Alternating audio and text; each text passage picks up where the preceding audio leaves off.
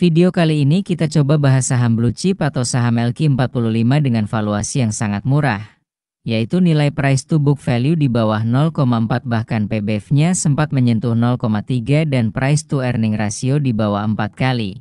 Disclaimer ini bukan ajakan beli atau jual saham karena keputusan sepenuhnya ada di tangan Anda. Langsung saja kita sebut saham tersebut adalah saham INKP atau Indah Kiat Pulp and Paper. Bisnis saham INKP meliputi produksi bahan baku utama kertas atau pulp dan berbagai jenis produk kertas industri. Baik itu produksi berbagai tipe produk berbahan dasar kertas. Juga digunakan di berbagai industri seperti F&B sampai manufacturing dan juga produk seperti tisu dan kertas yang sering kita pakai. Dan saham ini merupakan bagian dari grup konglomerasi besar yaitu Sinarmas Group.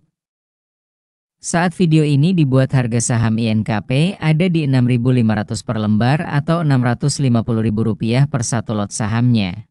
Jika kita lihat grafik harga saham INKP dalam 5 tahun terakhir bahkan sempat menyentuh harga terendahnya di harga sekitar 4.300 per lembar. Walaupun harga sahamnya saat ini sudah naik ke level 6.500 dari harga 4.300 yang berarti naik sekitar 66%, tetapi secara valuasi saham ini ada di angka price to book value 0,33 kali dan price to earning ratio TTM 5,12 kali dan annualized ada di 3,88. Di atas ini merupakan data valuasi PBV saham INKP dalam 10 tahun terakhir. Jika kita menggunakan nilai min PBV atau nilai tengah rata-ratanya ada di valuasi PBV 0,63 yang mana saat ini di PBV 0,33 berarti terpaut hampir 90%. Dan nilai minus 1 PBV-nya ada di 0,21 kali yang mana valuasi tersebut hampir tercapai di saat penurunan dalam beberapa bulan ke belakang PBV-nya sempat di level 0,24 kali. Jangan jadikan angka valuasi sebagai suatu yang pasti tercapai, tetapi jadikan sebagai magnet jika saham tersebut turun menuju level angka valuasi tertentu yang sering terjadi pembalikan harga. Maka itu bisa jadi pertanda area harga yang cukup menarik untuk kalian perhatikan. Karena jika kita hanya mengacu dan menjadikan angka valuasi sebagai acuan yang pasti, maka seringkali kita melewatkan momentum bagus untuk mencicil suatu saham. Dari segi price to earning ratio atau PE rasio minus 1-nya ada di PE 3 kali yang mana sempat menyentuh di tahun 2023 dan 2025 kemarin. Dengan data min atau rata-rata PE rasionya di angka 6,5 kali. Sebenarnya price to earning ratio di sini dibandingkan kita fokus pada angka PE-nya di berapa. Lebih baik kita fokus pada saat momentum penurunan mendekati PE minus 1 INKP. Karena dari gambar di atas terbukti setiap kali PE rasionya di bawah 5 kali maka harga sahamnya cenderung rebound walaupun tidak selalu rebound berarti sahamnya akan uptrend dalam jangka panjang.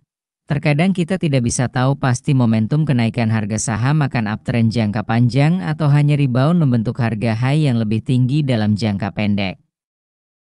Dari segi laba bersih tahunan saham INKP terlihat sempat mencatatkan laba bersih terbesar pada tahun kinerja 2022 sebesar Rp12,7 triliun. Namun setelah itu laba bersihnya menurun di kinerja tahun 2023 dan tahun 2024. Jika kita coba korelasikan pertumbuhan laba bersih saham INKP sejak dimulai tahun 2014 dari laba bersih 1,5 triliun sempat mencatatkan growth atau pertumbuhan sampai pada puncaknya pada kinerja tahun 2018 sebesar 8,3 triliun. Tetapi setelah itu pada tahun 2019 laba bersihnya anjlok menjadi 3,8 triliun saja. Namun penurunan laba bersih tersebut ternyata hanya bersifat sementara sehingga sampai pada tahun 2022 berhasil mencatatkan growth 4 tahun berturut menjadi 12,7 triliun. Dari sekilas gambaran tersebut kita lihat bahwa growth atau pertumbuhan kinerja laba bersih selama 5 tahun pun bisa saja tiba-tiba terjadi penurunan kinerja di tahun selanjutnya.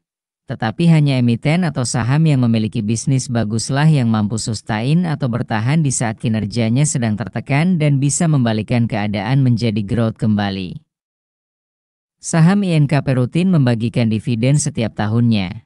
Walaupun secara dividen yield memang sangat amat kecil sobat invest, selalu ada di bawah dividen yield 1% setiap tahunnya.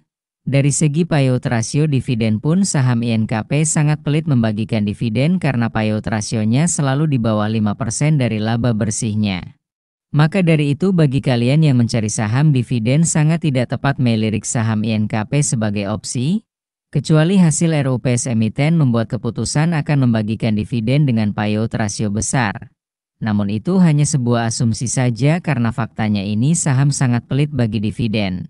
Tetapi bagi sobat invest yang melihat suatu saham atau emiten sebagai perusahaan yang memiliki prospek dan merupakan market leader di bidang usahanya dan juga produknya, maka saham INKP merupakan market leader di industri produk pulp and paper sampai saat ini di Indonesia. Selain market leader dari segi produk yang biasa kita beli, bisnis saham ini juga dari hulu ke hilir. Ibaratnya dari mulai pohon sebagai bahan dasar lalu diubah menjadi bahan baku produksi kertas lalu sampai dengan distribusi produk jadinya ke konsumen retail maupun konsumen bisnis industri yang memerlukan produk berbahan kertas dari INKP. Walaupun sekilas kita lihat laba bersih secara Q-on-Q kuartal 1 tahun 2025 dengan kuartal 1 tahun 2024 terlihat labanya meningkat. Tetapi dari sisi laba usaha atau laba operasional perusahaan terlihat menurun dibandingkan kuartal 1 tahun 2024. Alasan mengapa pada hasil akhir laba bersih tahun berjalan di kuartal 1 2025 ini lebih besar yaitu karena ada laba dari selisih kurs atau mata uang yang mana tercatat di atas 1,2 triliun dibandingkan sebelumnya hanya 629 miliar. Sehingga total penghasilan lainnya meningkat yang membuat laba bersih saham INKP growth secara Q-on-Q.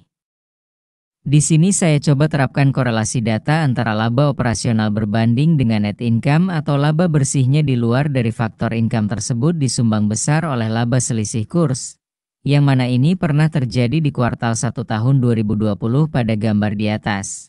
Di saat laba bersih atau net income-nya lebih besar dari laba operasional dan kebelutan kinerja pada tahun dan kuartal tersebut menjadi titik bottom dari penurunan tahun 2018 sampai 2020.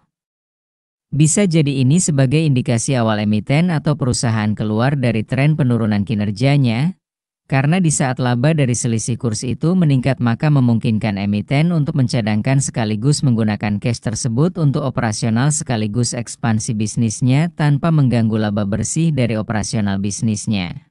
Namun disclaimer sobat invest di sini Mimin coba membandingkan suatu fakta dan data yang ada saja. Jika bagi kalian ini tidak masuk akal silahkan di skip saja. Berdasarkan data kepemilikan saham INKP di tahun 2024 sampai dengan 31 Desember komposisinya dimiliki oleh PT Purinusa sebagai pengendali sebanyak 57,46% dan sisanya beredar di masyarakat sebanyak 42,54%. Menariknya pada tabel bagian bawah ini terlihat jumlah kepemilikan institusi lokal sebanyak 68,4% yang berarti jika kita kurangi kepemilikan saham dari PT sebagai pengendali maka menyisakan sekitar 10,94% saham dimiliki oleh institusi lokal yang beredar di masyarakat. Selanjutnya institusi asing atau investor asing institusi memegang sebanyak 25,18% dari jumlah saham masyarakat yang beredar. Dan individu lokal atau investor retail seperti kita ini hanya memiliki sekitar 6,4% saja sampai akhir tahun 2024. Sehingga kita di sini dapat kesimpulan bahwa kepemilikan saham 42,54% yang beredar di masyarakat dimiliki mayoritasnya oleh institusi asing dengan porsi 25%, sisanya sekitar 10% dimiliki institusi lokal, dan investor individual atau retail memiliki 6,4% saja. Jadi walaupun secara persentase saham masyarakatnya cukup besar, tetapi secara komposisi kepemilikan saham INKP yang beredar di market masih dikendalikan investor asing sebagai kepemilikan terbesarnya di luar dari kepemilikan pengendali emiten. Sehingga saham ini bukan saham yang sudah banjir di market karena masih jelas data kepemilikan terbesar dipegang oleh investor asing. Maka tidak heran pada penurunan downtrend yang cukup panjang ini diikuti dengan net sell atau tekanan jual dari investor asing. Karena kita sudah tahu bahwa investor yang pegang barang atau pegang saham masyarakat terbanyak di INKP adalah investor asing. Jika kita lihat monthly atau chart bulanan saham INKP terlihat pada tahun 2020 sempat menyentuh area resisten sebelumnya yang berarti area resisten tahun 2008 menjadi support pada penurunan tahun 2020. Kita coba lihat apa yang sempat terjadi pada tahun 2008 sampai dengan tahun 2016 sebelum rally atau harga saham INKP naik dari view weekly chart. Di sini terlihat saham INKP sempat mencapai harga pucuk pada periode tahun tersebut. Setelah itu sempat membentuk harga lower high atau harga tinggi yang terus menurun. Dan juga terjadi pergerakan impulsif downtrend sebanyak 2 kali setelah menemui area trendline yang tersentuh 2 kali. Kita coba lihat apa yang terjadi di tahun 2018 sampai saat ini. Setelah kenaikan yang cukup panjang di saham INKP pada tahun 2017 hingga tahun 2018, saat ini secara garis besar masih dalam momentum range atau rentang harga sideways yang cukup lama. Maka dari itu area support pada penurunan tahun 2020 dapat menjadi area yang kuat semestinya untuk tidak ditembus. Karena jika kita pakai logika saja saat harga penurunan awal tahun 2025-nya menyentuh di bawah harga 5.000 per lembar. Valuasi saham INKP saat itu sudah ada di PBV 0,23. Apa mungkin ini saham akan layak dihargai dengan valuasi di bawah PBV 0,1 atau bahkan tidak berharga? Padahal sudah cukup jelas bahwa ini saham bisa kerja dan bisnisnya menghasilkan profit ditambah masih mampu bertahan di saat krisis bahkan masih bisa mencatatkan growth. Disclaimer. Mimin sekilas saja bahas daily chartnya karena balik lagi market selalu benar dan kita hanya bisa menganalisa saja. Di sini terlihat pada penurunan bulan Maret investor asing menjual dengan volume yang cukup besar. Namun respon harga saham INKP setelah itu berhasil membalikkan posisi atau rebound lebih tinggi dari level penjualan besar dari investor asing. Walaupun investor asing terus tercatat net sell sampai hari ini. Dari sini kita bisa analogikan bahwa selling power investor asing mulai kalah oleh buying power yang ada di market yang menunggu di area harga tersebut. Sehingga secara volume harga dan momentum saat ini sangat kuat dari sisi buyer di harga rentang saat ini, maka jika terjadi penurunan diikuti dengan volume penjualan yang kecil atau terbendung di harga dekat candlestick impulsif menjadi opsi yang cukup menarik. Apalagi jika akan membentuk wave kedua investor asing berbalik melakukan akumulasi. Semoga video ini bermanfaat, tonton video lainnya juga dan jangan lupa klik like and subscribe. Sekian dan terima kasih telah menonton.